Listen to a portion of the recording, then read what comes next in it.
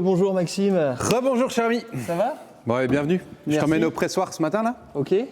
Objectif, c'est un peu de te montrer en Champagne les particularités.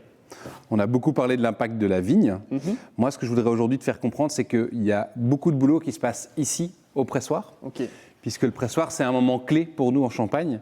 Tout simplement parce qu'on travaille des raisins à peau noire et de ces raisins à peau noire. Donc pour nous au domaine majoritairement des meuniers, on doit en faire du vin blanc. Ok. Très simplement, pour que tu comprennes, tous les raisins à peau noire que tu peux trouver quasiment dans le monde, si tu viens les détacher du pédoncule et que tu viens les presser légèrement, tu vas en extraire toujours un jus blanc. D'accord. Et c'est pour ça que nous, ici en Champagne, on doit vraiment travailler avec des pressoirs, ce qu'on appelle traditionnels ici pour mon cas. On doit vraiment travailler très doucement. Donc essayer d'écraser ce raisin le plus délicatement possible, mais aussi le plus rapidement possible. Ok.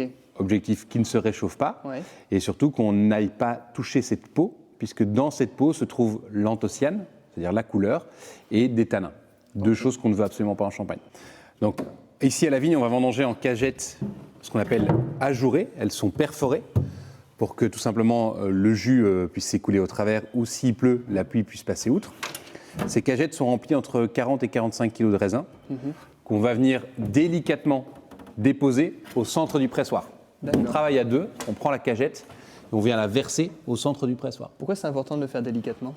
Pourquoi? Une fois encore, si on vient le prendre et qu'on vient l'acheter en hauteur, Ouais. eh bien on va venir abîmer ses peaux. Un peu comme avec une pomme que tu laisserais tomber ou un jus que tu laisserais tomber. L'idée, c'est vraiment de garder cette peau la plus intacte possible. Donc on va essayer de lui faire subir le moins de choc. Et on n'a droit qu'à une seule chute, le raisin doit tomber directement dans le pressoir. Une seule chute? Ouais. Ok. Ce qui fait qu'en fait, c'est une des vendanges les plus compliquées en Champagne, non seulement parce qu'on est assez proche du sol, on va travailler des vignes qui sont assez basses, comme tu as vu hier, mais on va aussi devoir sélectionner le raisin à même la vigne. S'assurer que tout ce qui est vendangé sera obligatoirement pressé. Ok, donc il y a déjà une sélection et puis une expertise au moment de la vendange. C'est une des vendanges les plus chères dans le monde viticole. Ça veut dire qu'on ne peut pas faire de vendange mécanique en Champagne? Pas de vendange mécanique en Champagne, Uniquement toujours une manuelle. vendange manuelle. Et toujours vendange du coup grappe entière? En grappe entière, exactement. Ouais. Alors, en ce qui est notre cas ici au domaine, nous on commence à vendanger vers 6h30 du matin, dès les premières lueurs, lever du soleil, histoire de garder une certaine fraîcheur à la vigne. Et on vient apporter les raisins ici en général vers midi.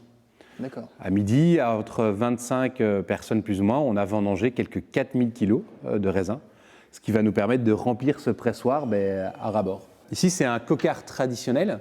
C'est vraiment les anciens pressoirs champenois qui restent aujourd'hui encore les plus qualitatifs. Donc on va remplir ça de 4000 kg de raisins et on va les fermer de chaque côté les portes.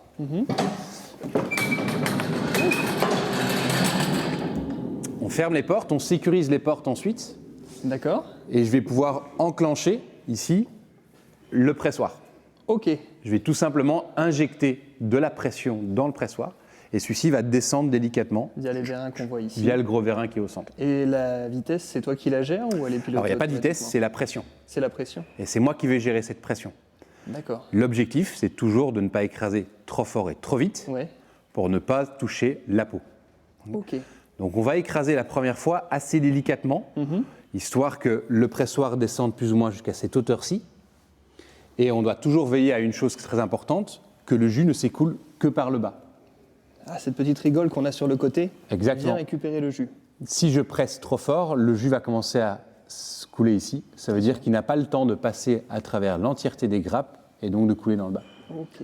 Si je presse pas assez fort ou trop rapidement, on va avoir des variations de pression. Le jus qui s'écoule va faire comme des petites vagues. Et ça, nous, on veut absolument éviter. Toujours dans l'objectif de ne pas toucher la peau. Ok. Donc on va faire cette première presse. Le pressoir va descendre délicatement pour arriver jusqu'ici. Ok. Dès que ça s'est réalisé, on relève le pressoir, je réouvre les portes.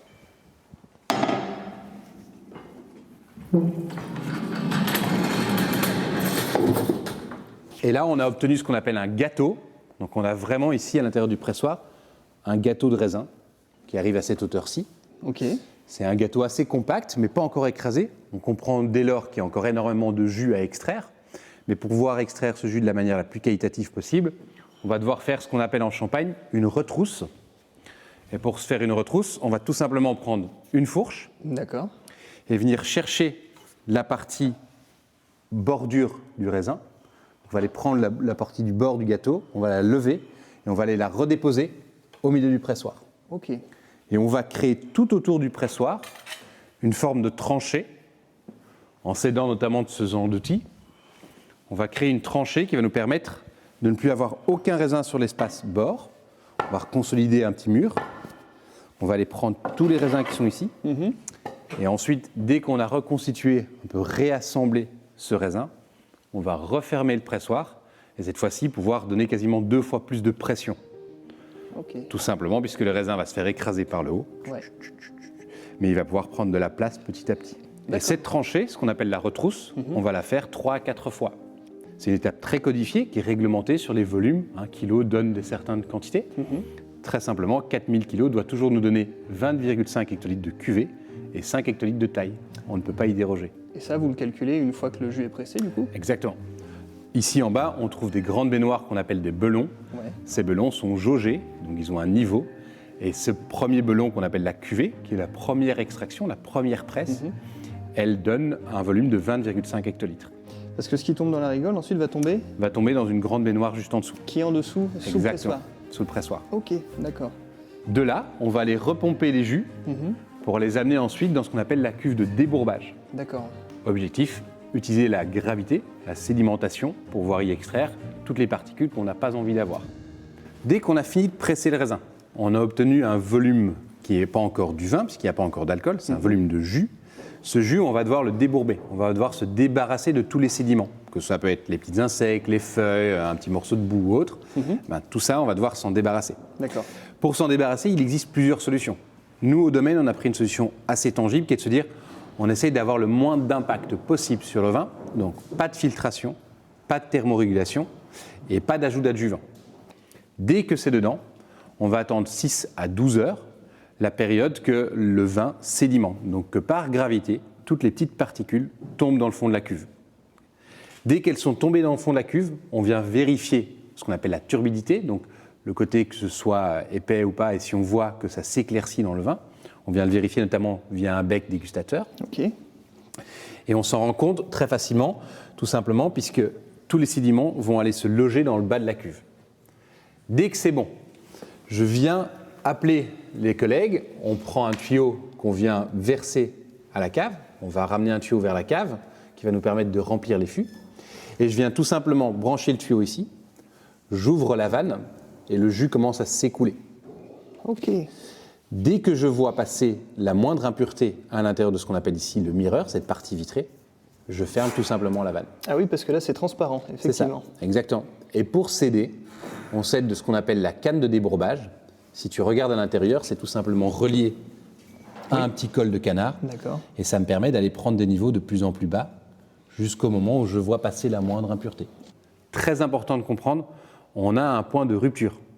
Si jamais on attend trop, eh bien, la fermentation pourrait démarrer. Si la fermentation démarre sur ces bourbes, tout le vin est bon pour la poubelle.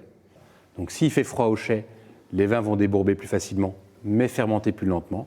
S'il fait plus chaud au chai parce qu'on l'a vendangé plus tôt, par exemple, eh bien, les vins vont débourber plus difficilement, mais fermenter plus rapidement. Votre ennemi, en fait, c'est la chaleur, parce que ça veut dire que non seulement ça débourbe plus lentement, mais en plus, la fermentation peut partir plus rapidement. Plus rapidement, exactement. Ok. Donc c'est à nous de trouver le juste milieu. C'est pour ça que comme on travaille dans un milieu ouvert, on est beaucoup, on est 20-25 personnes à se retrouver ici pendant le moment des pressoirs et des vendanges. Il y a beaucoup de mouvements d'aller-retour, des caisses qui sont lavées, de l'eau chaude pour nettoyer le pressoir et tout ça. Donc les températures vont vite monter. Ok. Oui, parce qu'entre chaque presse, vous nettoyez le pressoir. On nettoie complètement le pressoir, on nettoie complètement chaque cagette, on nettoie complètement toutes les épinettes, donc les sécateurs, on nettoie complètement toutes les fourches, tout ça est entièrement nettoyé. Vous faites du parcellaire. On fait tout en parcellaire. Donc ça veut dire que chaque parcelle, à chaque fois, est pressée individuellement, débourbée individuellement et transférée ensuite Dans des fûts individuellement. Ok. Et donc non seulement c'est une question d'hygiène entre chaque pressoir, mais c'est aussi une question assez forte pour nous. Ici, tout est nettoyé pendant la période des vendanges, sans aucun produit, sans aucun intrant, tout simplement parce qu'on veut essayer de vivre, laisser vivre en tout cas au maximum possible les levures présentes non seulement sur la peau du raisin, mais dans l'atmosphère du chai. Donc c'est vraiment un nettoyage qui se passe à la vapeur, eau chaude, on a des cannes vapeur eau chaude, à des systèmes de Karcher, nettoyeurs haute pression eau chaude spécifiques, ou à l'eau chaude tout simplement. C'est un peu une période hyper importante pour vous dans l'année, si ce n'est la plus importante. C'est la plus importante. Ah ouais. Moi, j'ai l'adage de dire que pour nous, la vendange, c'est notre nouvel an à nous. J'ai rarement fêté un 1er janvier ou un 31 décembre. Par contre, date de vendange, oui, c'est un renouvellement. C'est très important, mais c'est très schématique. Le raisin quitte la vigne, il va rentrer au chai, et de manière un peu simpliste, à la vigne, on est toujours sujet aux intempéries, aux conditions climatiques, à la crainte du froid, du gel, de la pluie. Tout simplement, mais maintenant, on va rentrer dans une période, ici, on est en période d'avril, on est dans une période où les premières feuilles sont présentes, où le raisin grandit. Il va falloir commencer à le protéger des intempéries et des conditions climatiques, donc des champignons, mildiou, odium. Donc on est dans une période assez intense. La première chose qu'on fait à partir de maintenant pour tous les vignerons, je pense, c'est on regarde tous les matins l'application météo, voir où on en est. Okay. Et dès que la vendange est rentrée, c'est une certaine forme de soulagement parce qu'on n'a plus rien à craindre, entre guillemets. Le raisin est maintenant sous notre contrôle jusqu'à la saison prochaine. D'accord. Je fais un petit appel. Du coup, tu m'as dit tout à l'heure, toutes les vendanges sont manuelles en Champagne. Oui. Donc, vous avez besoin de main d'œuvre au moment des vendanges. Donc, ceux qui voudraient s'exercer ou faire leur première vendange peuvent venir postuler en Champagne. Alors nous, on a notre petite équipe, on fonctionne vraiment avec notre équipe interne, surtout la famille et les amis. On a beaucoup de chance puisque c'est les amis et la famille qui viennent de Belgique notamment nous aider. Et c'est à peu près combien de vendangeurs, toi, dont tu as besoin pour tes vendanges? Alors nous, sur les vendanges, elles vont durer en moyenne 5 à 7 jours. De la première parcelle à la dernière, on fait aujourd'hui 3,80 hectares avec presque 25 personnes. D'accord. Ok. Avec un groupe très hétéroclite, autant mes sœurs que mes amis. Chacun y trouve sa place et on est un des rares domaines aussi où beaucoup de personnes sont vendangeurs à la vigne, pressureurs l'après-midi et nettoyeurs le soir. Multifonction. Multifonction. On fait des grosses journées étalées, mais ça se termine autour d'une bonne table. C'est ce que j'allais dire, après d'avoir une bonne ambiance. Exactement, c'est super. Du coup, ensuite, ça se passe comment? Donc là, vient un tuyau, on vient tout simplement amener les vins dans les fûts en bas à la cave. D'accord. Où d'ici, je vais choisir quel fût on va remplir. Donc en général, j'ai sélectionné mes fûts à la cave et je viens de dire qu'avec la cuve numéro 1, on remplit le fût numéro 14, le fût 36, le fût 24. C'est les fûts qu'on a sélectionnés pour leur apport gustatif par rapport au jus qu'on avait là. Et on vient les remplir quasiment à ras-bord. Je te propose d'aller voir à la cave. Allez. Vendu.